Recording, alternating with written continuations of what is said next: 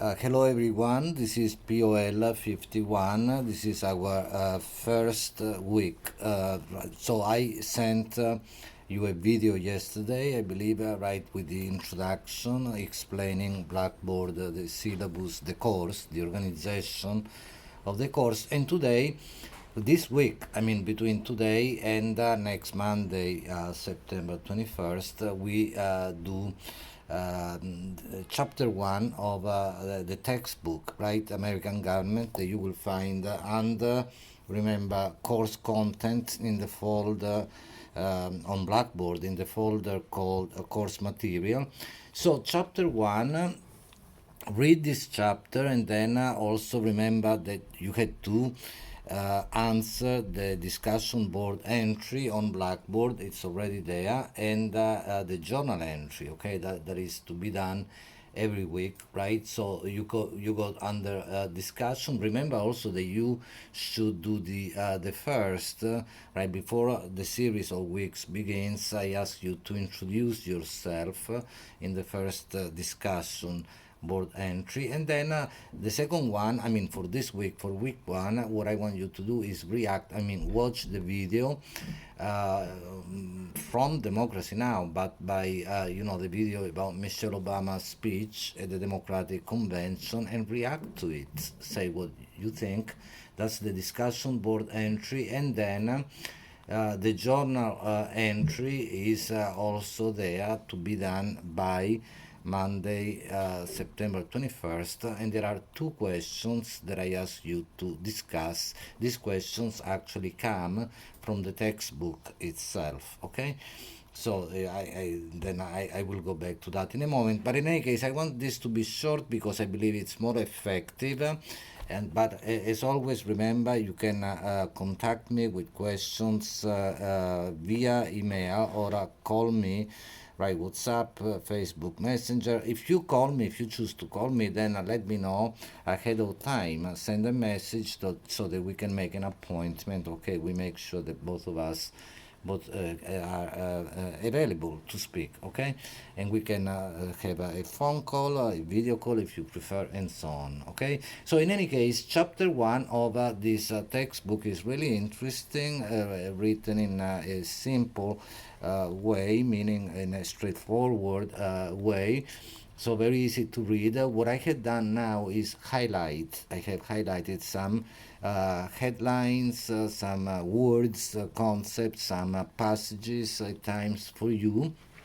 You should read the whole chapter anyway, but the highlights might help you, might be some pointers, okay, for you in your reading, okay? So the title is American Government and Civic Engagement. And as you see, as you read the chapter, you see that the concept of civic engagement is very important in this chapter, but it is important in general today, right? I mean, I believe we also have something else, in the academy, right? There is this attention to civic engagement. So the chapter outline, first of all, to begin with, on page 7, that's interesting also to know what, the first point is about government. What is government? Then who governs?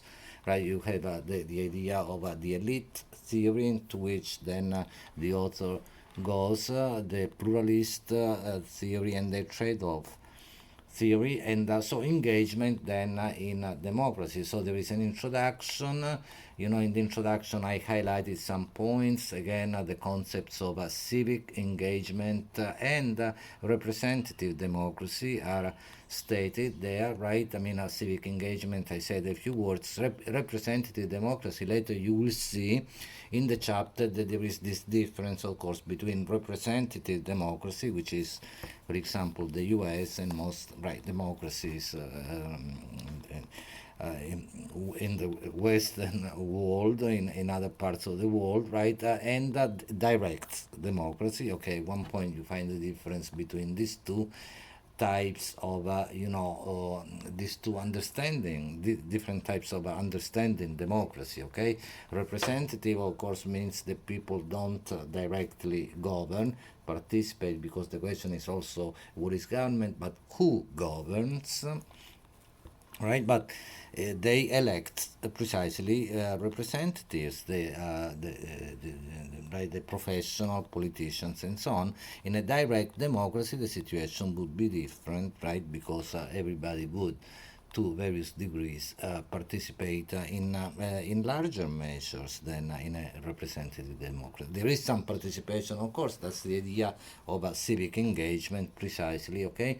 So in any case, what is government? And the first sentence is interesting. Government affects all aspects of people's lives. The author gives a definition of government, defining government, a definition of politics.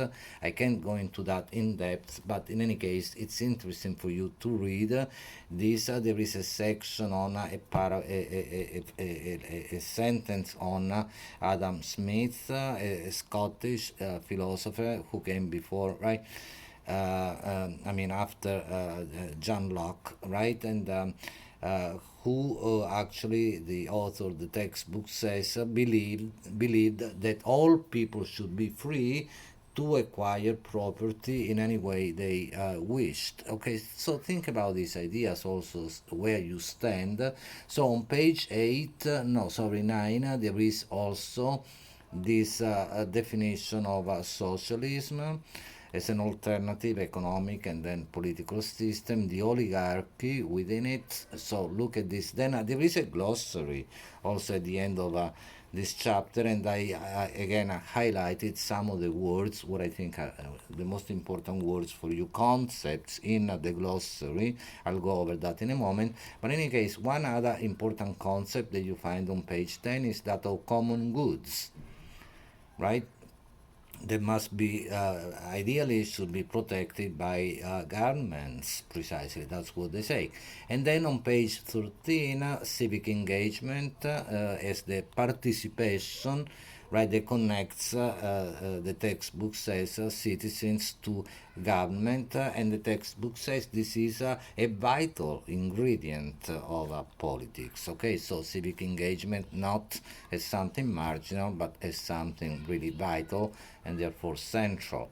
Right, so then the author, one person, goes into different types of government. I spoke about this, representative democracy. On page 14, you have a few lines on the idea of direct democracy. The textbook says that unlike representative democracy, right, in a direct democracy, people participate precisely directly in making government decisions. So that's the difference. Then at the end of page 14, the textbook also goes over other forms of government, monarchy, right? And then at the end, totalitarianism, right? The totalitarian regimes. And then you have a map on page 15, which is also interesting, of a map of the globe with in different colors. The textbook tells you what type of garment you find,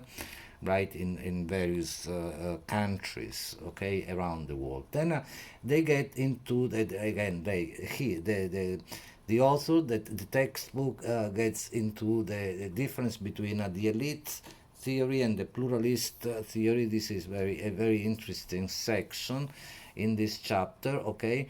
And the name you see on page 16 of Wright Mills is mentioned, who wrote, a sociologist, important American sociologist, who wrote this book, The Power Elite, in which I'm reading from the textbook, right? He argued that government was controlled by a combination of business, military, and political elites. And as an example of this, the textbook itself says that is in apparent support. If you go down on the same page toward the end of page, the bottom of page 16, of the elite perspective, right? One third, the textbook says, of U.S. presidents have attended Ivy League schools, right? A much higher percentage than the rest of the U.S. population. But in any case, then there is also the pluralist theory that rejects, at the end, at the bottom of page 17, the textbook says that this theory, pluralist rather than elite theory, rejects, right, this approach, arguing that although there are elite members of society that right, they do not control government, right. Instead, the pluralists argue political power is distributed throughout society. So think about this. I mean, when you answer the questions and write, in this journal entry, basically, as you write these journal entries, then at the end you have a whole paper, right? I mean, 100, 200 words minimum every time, okay? So then you can't speak about everything that you find in like this week in this chapter, but make a choice of some of the things that you find particularly striking, and say something about them, where you stand, and so on and so forth, right? So but it is, I mean, that's a good thing, for example, to consider, the difference between the elite theory, the pluralist theory. Which one do you find more compelling, for example? You can think about that. And then the trade-offs perspective, okay, which you find on page 18. There too, I highlighted a few moments, right? But at one point, the textbook says many of the trade-offs made by governments are about freedom of speech. Think about that as well. But there is much more in this chapter. Then on page 20, you had this new section 1.3, engagement. Precisely, we spoke about this.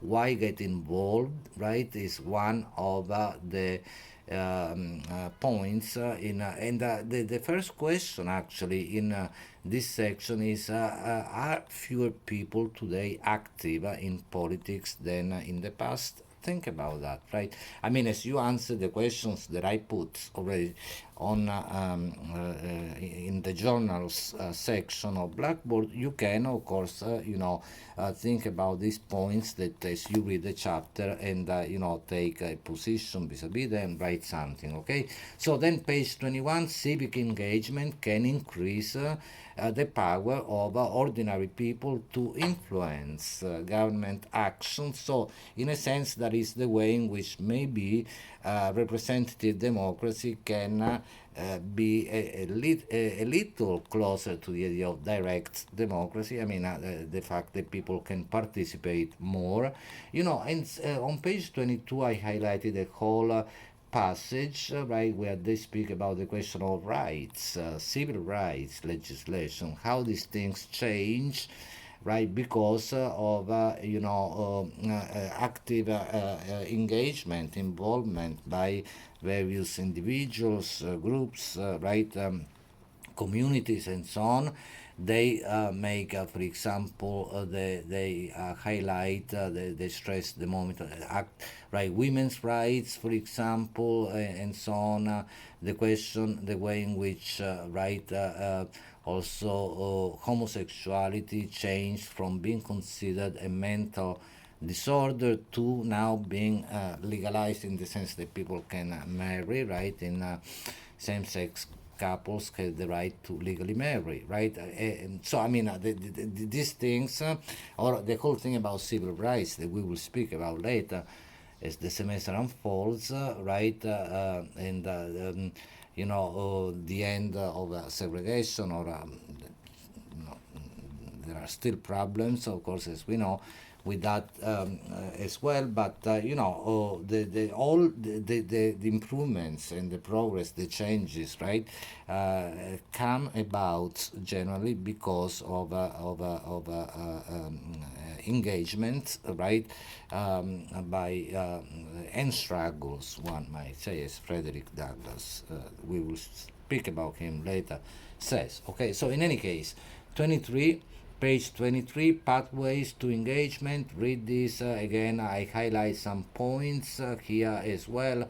They say, for example, the textbook again says at the bottom of page 23, right, voting is not the only form of political engagement, right, in which people may participate. Individuals can participate. Participatory democracy is again closer to than direct democracy, right? Individuals can engage by attending political rallies, donating money to campaigns, signing petitions, and so on and so forth. Okay, so there are many ways in which I mean, you see the complexity of the not only government but the relationship between the those who govern, right? The professional politicians, where they simply the elites or not, and those who are governed, right? People, right? Citizens and also non-citizens, people living in any given country. In this case, we are dealing with the US. But in any case, page 31, you have these key terms. Again, I mentioned some of them: common goods, democracy, direct democracy, elite theory, government, ideology, about which we will speak. I believe next time, yes, week 2 will be on the question of ideology, pluralist theory, political power. Political power, a very important concept that will go back to soon. And then you had these questions, the summary on page 32 that you can read, so to review everything. The review questions, I leave that to you to do, just to get more familiar with the terminology, the concepts, and so on. And then the two questions, they are numbered on page 33 of the textbook, 12 and 13, but I extrapolated those questions and I put them as the questions that you will answer in your journals, and in the journal entry, okay, for this week. But in any case, you can, keep in mind those questions. They are very interesting. They deal with most of the important problems, concepts we saw today, and then you can go beyond that and touch on other aspects of this chapter, this very, very interesting chapter. And then remember also, watch the video, and probably is part of the speech that Michelle Obama gave at the Democratic Convention. We will see the speech of other people at the Democratic Convention, and then the Republican Convention as well, since this is a very important pressing moment right now. The elections are coming soon. So then watch that video and react to it, say something. Then remember that the journals section is private, meaning I read what you write, and then I send you feedback. I probably said yesterday also that I will not grade every journal entry, but at the end of the first part of the class, after 4 weeks, right, I will give a letter grade, a cumulative letter grade for the journal entries. The discussion board entries, I'm not grading in terms of a letter grade, but I make a note of it. It's very important to write them, those as well. That's the right. It's the part of the final grade is based on that as well. I believe I say in the syllabus 30%, right, of the total grade, and I will send some feedback very often, just a comment. React to that video, and remember that the discussion of board, right, is open to everybody in the class as a community. So feel free to engage precisely, other people, make comments, send feedback, right, and so you can have a discussion among yourselves as well, but I will also participate in that. Okay, so next week I will then make another video. I make a video every each week, right? And then again, remember that your responsibility is to read the material, watch the videos, write the discussion board entry, write the journal entry, weekly. Then at the end of the semester there will be the reflective, right, the final reflective essay. And again, contact me if you have questions. Okay, so see you next time. Thank you. Bye.